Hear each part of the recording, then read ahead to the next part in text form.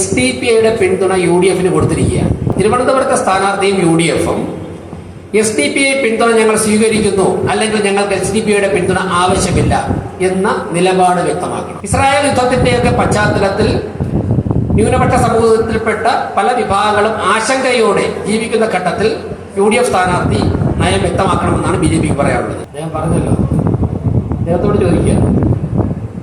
അപ്പോൾ രണ്ട് കാര്യങ്ങൾ കൂടി. ഒന്ന്, രാജീവേട്ടനും അതുകൊണ്ട് തക്കവണി ദിവാകരൻ അവർകളും പറഞ്ഞു SDPIയുടെ പിന്തുണ UDF കൊടുത്തിരിക്കുകയാണ്.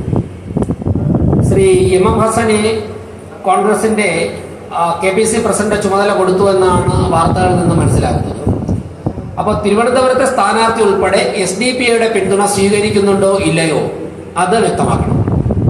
ഇസ്രായേൽ യുദ്ധത്തിന്റെയൊക്കെ പശ്ചാത്തലത്തിൽ വളരെ സജീവമായിട്ട് രാഷ്ട്രീയ വിഷയങ്ങൾ ചർച്ച ചെയ്യുന്ന നാടാണ് കേരളം. തിരുവനന്തപുരത്തെ സ്ഥാനാർത്ഥിയും UDF-ഉം SDPI പിന്തുണ ഞങ്ങൾ സ്വീകരിക്കുന്നു, അല്ലെങ്കിൽ ഞങ്ങൾക്ക് SDPIയുടെ പിന്തുണ ആവശ്യമില്ല എന്ന നിലപാട് വ്യക്തമാക്കണം. SDPI പിന്തുണ കൊടുക്കുന്നതിന് വളരെ വലിയ വിലയാണ് ആ പിന്തുണ സ്വീകരിച്ചവരൊക്കെ കൊടുക്കേണ്ടി വന്നിട്ടുള്ളത്. നേമത്ത് BJPയെ പരാജയപ്പെടുത്താൻ വേണ്ടി SDPI പരസ്യമായിട്ട് പോപ്പുലർ ഫ്രണ്ട് SDPIയും അന്ന് മത്സരിച്ച LDF സ്ഥാനാർത്ഥിക്ക് ശിവൻകുട്ടിക്ക് കൊടുത്തത് കൊണ്ടാണ് കേരളം പിന്നീട് പോപ്പുലർ ഫ്രണ്ടിന് SDPIക്ക് മുന്നിൽ പല കാര്യങ്ങളിലും കീഴടങ്ങേണ്ടി വന്നിട്ടുള്ളത്. ഇവിടെ SDPI വളരെ പരസ്യമായി പോപ്പുലർ ഫ്രണ്ടിന്റെ പിന്തുണയോടെ പ്രവർത്തിക്കുന്ന SDPI നിരോധനത്തിന് മുമ്പ് പോപ്പുലർ ഫ്രണ്ടിന്റെ പിന്തുണയോടെ പ്രവർത്തിച്ചിരുന്ന, ഇപ്പോൾ പോപ്പുലർ ഫ്രണ്ടിലെ അറസ്റ്റ് ചെയ്യപ്പെടാത്ത മുഴുവൻ പ്രവർത്തനം ചെക്ക് ചെയ്തിരിക്കുന്നത് SDPIയിലും DYFIയിലുമാണ്. ആ SDPI പരസ്യമായിട്ട് ഒരു പാർലമെന്റ് തെരഞ്ഞെടുപ്പിൽ UDF പിന്തുണ കൊടുക്കുമ്പോൾ തിരുവനന്തപുരത്തെ സ്ഥാനാർത്ഥി ഉൾപ്പെടെ അതിന് ഇരുകൈയും നീട്ടി സ്വീകരിക്കുന്നുണ്ടോ?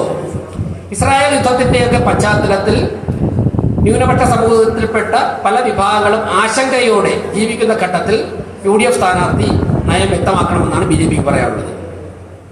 മറ്റൊരു കാര്യം കൂടി,